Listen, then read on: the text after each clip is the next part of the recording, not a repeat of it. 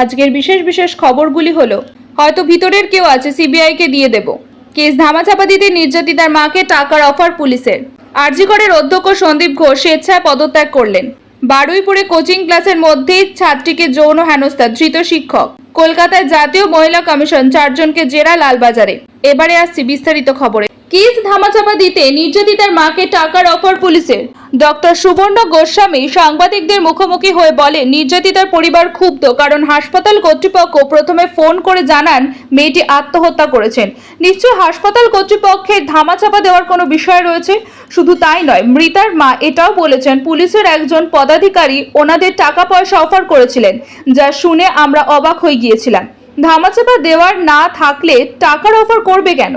মৃতা মা এও আমাদের জানালেন, মেয়েটির তখন সৎকারও হয়নি, সেই সময় টাকা পয়সা অফার করা হয়েছে। আর এখন বাড়ির লোক এই ঘটনাকে গণধর্ষণ বলে দাবি করছেন। এই ঘটনা একা করা সম্ভব নয়।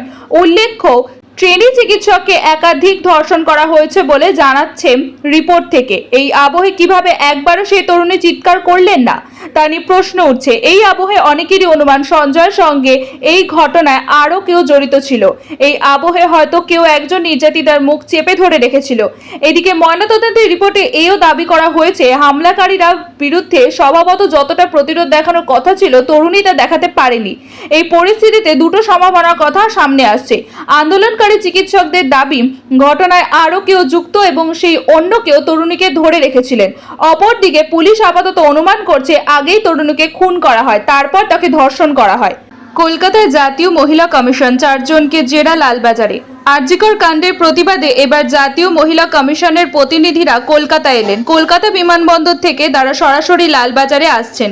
তারা পুলিশ পদস্থ কর্তাদের সঙ্গে বৈঠকে বসবেন। অন্যদিকে এই ঘটনায় 4 জনকে জেরার জন্য লালবাজারে ডেকে পাঠানো হয়।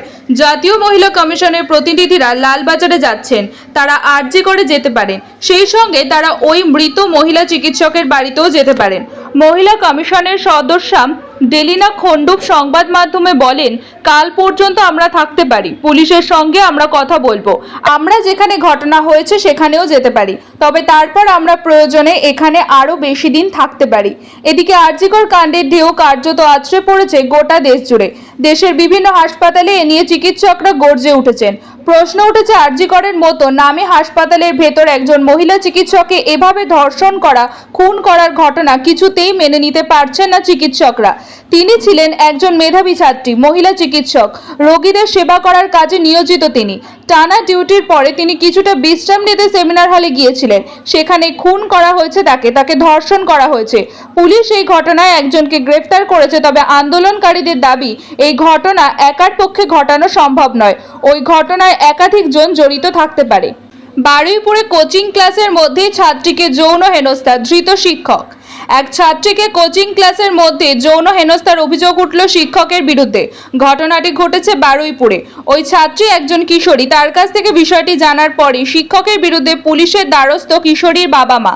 তার ভিত্তিতে শিক্ষকের বিরুদ্ধে পক্সো আইনে মামলা রুজু করেছে পুলিশ। একই সঙ্গে গ্রেফতার করা হয়েছে অভিযুক্তকে।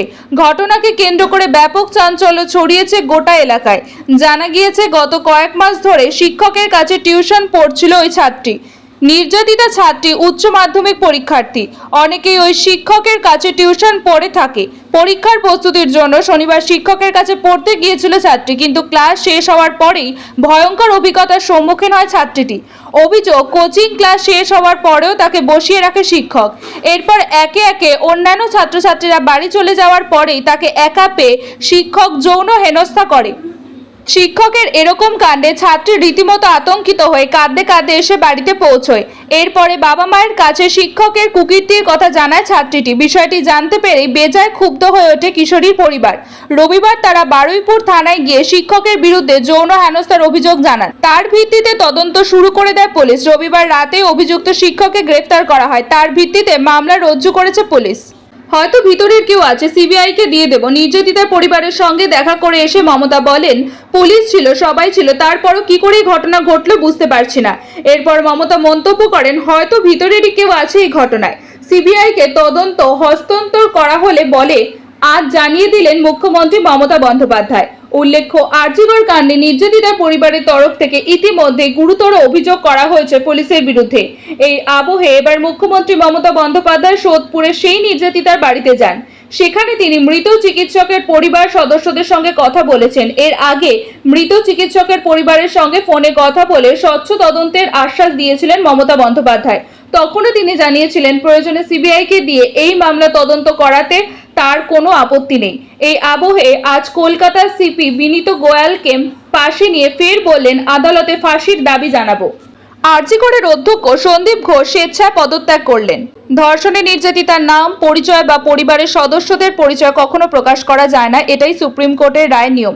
তবে আজ আরজিকর হাসপাতালের অধ্যক্ষ পদ থেকে ইস্তফা দেওয়ার সময় সংবাদ মাধ্যমের মুখোমুখি হন সন্দীপ ঘোষ, আর সেই সময় একাধিকবার নির্যাতিতার নাম মুখে নিলেন তিনি। সন্দীপ ঘোষ বলেন, এই ঘটনার নৈতিক দায়িত্ব স্বীকার করে নিয়ে পদত্যাগ করলাম। আমার নামে যে অপপ্রচার হয়েছে, নির্যাতিতা আত্মঘাতী হয়েছেন, এগুলো আমি কখনোই বলিনি। আমার নামে মিথ্যা রটেছে। ডাক্তারদের মধ্যেও চোর ডাকাত রয়েছে, সেই মুখোশগুলো খুলে যাবে। আমি অর্থোপেডিক সার্জন, আমার দুটো হাত রয়েছে, আমি কিছু করে খেতে পারবো।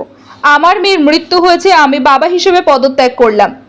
আগে অভিযোগ উঠেছিল রাতে একা একা সেমিনার হলে থাকা উচিত হয়নি। নির্যাতিতা ট্রেনি চিকিৎসককে নিয়ে নাকি এমনই মন্তব্য করেছিলেন আরজিকরের অধ্যক্ষ সন্দীপ ঘোষ। বহু পড়ুয়া ও চিকিৎসক তাই সন্দীপ ঘোষের বিরুদ্ধে সরব হয়েছিলেন। এছাড়াও এই গোটা ঘটনায় তার ভূমিকা নিয়ে প্রশ্ন ওঠে। এই আবহে আজ সাংবাদিক সম্মেলন করে তিনি বললেন, আর অপমানিত হতে পারছি না। তিনি আরও বললেন, কেউ বাধ্য করেনি, স্বেচ্ছায় পদত্যাগ করছি। আজ সাংবাদিকদের সন্দীপ বলেন, আমার ইস্তফায় ছাত্রছাত্রীদের জন্য কাম্য। আশা করব এবার ছাত্রছাত্রী জুনিয়র চিকিৎসকেরা কাজে ফিরবেন। গত কয়েকদিনে বিভিন্ন মাধ্যমে আমি যে কটূক্তি সহ্য করেছি, আমার পরিবার সন্তানেরা যা সহ্য করেছে, তাতে বাবা হিসেবে আমি লজ্জিত। তাই আমি পদত্যাগ করলাম। আশা করি আপনারা ভালো থাকবেন। আমার মুখে কথা বসিয়ে রাজনীতির খেলা চলছে। বিরুদ্ধ গোষ্ঠী এই ঘটনা নিয়ে রাজনৈতিক খেলায় নেমেছে। আমি কোনোদিনও এসব খেলা খেলিনি। আমি সরকার কর্মচারী, শেষ মুহূর্ত পর্যন্ত সেই দায়িত্ব পালন করব। আশা করব ছাত্রছাত্রীরা শীঘ্রই কাজে যোগ দেবেন।